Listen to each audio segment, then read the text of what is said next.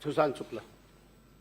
सभापति महोदय, पूर्ववर्ती सरकार में राजनीतिक विचारों को केंद्र रखते हुए चलने वाली पत्रिका, जिसका डिजिटल एडिशन नेशनल हेराल्ड के नाम से जाना जाता है, मेरे प्रश्न पर लिपिकी त्रुटि हो गई है। मैं आग्रह आपके माध्यम से करूंगा इसको सुधारें।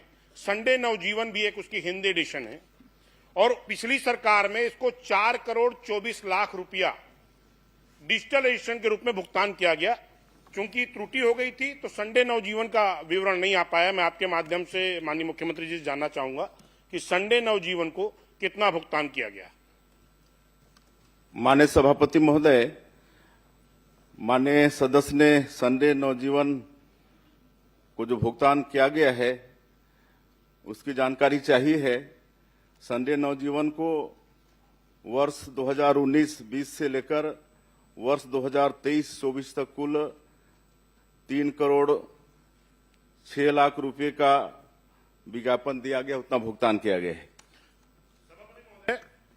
मैं आपके माध्यम से प्रश्न में पूछा था कि संबंधित दोनों मीडिया संस्थानों के स्वामी प्रबंधकर्ता यानी ओनर, ट्रस्ट और कंपनी कौन है, इसका विवरण के रूप में सिर्फ एक नाम मीडिया प्रबंधकर्ता के रूप में जवाब में आया है। मैं आपके माध्यम से जानना चाहता हूं कि क्या शासन के पास संबंधित प्रकाशन के स्वामित्व, ट्रस्ट या उससे अन्य जानकारी उपलब्ध है क्या? अगर है तो वो दे दें। माननीय सभापति महोदय, ये दोनों अखबार के प्रबंधकर्ता तत्कालीन समय में एसोसिएट जर्नल्स लिमिटेड के प्रबंध निदेशक पवन बंसल हैं। बाकी ये दोनों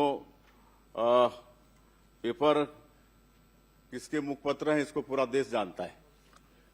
सभापति महोदय, मैं स्पष्ट तौर पर पूछ रहा हूं कि इसका प्रकाशन 2008 से बंद हो चुका है। 2017 में इसके हिंदी एडिशन के रूप में साप्ताहिक अखबार चालू किया गया। नेशनल हेराल्ड को चलाने वाली संस्था एसोसिएट जनरल अपने कार्य में स्पष्ट तौर पर उल्लेखित किया है कि कांग्रेस के नीतियों पर आधार पर प्रकाशन करेंगे।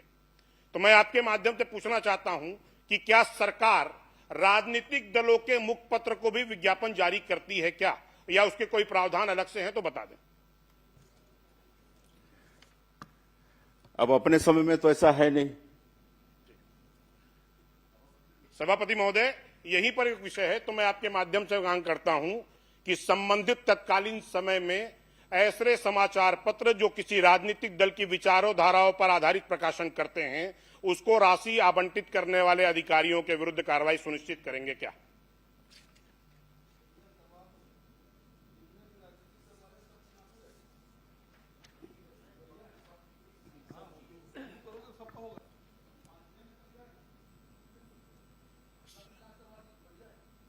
सभापति महोदय, मैं आपसे आग्रह करूंगा, वरिष्ठ सदस्य बैठ के बोल रहे हैं और जिस संस्था का नाम ले रहे हैं, मैं चुनौती के साथ इस सदन पर कह रहा हूं कि वो किसी भी राजनीतिक दल का मुखपत्र नहीं है।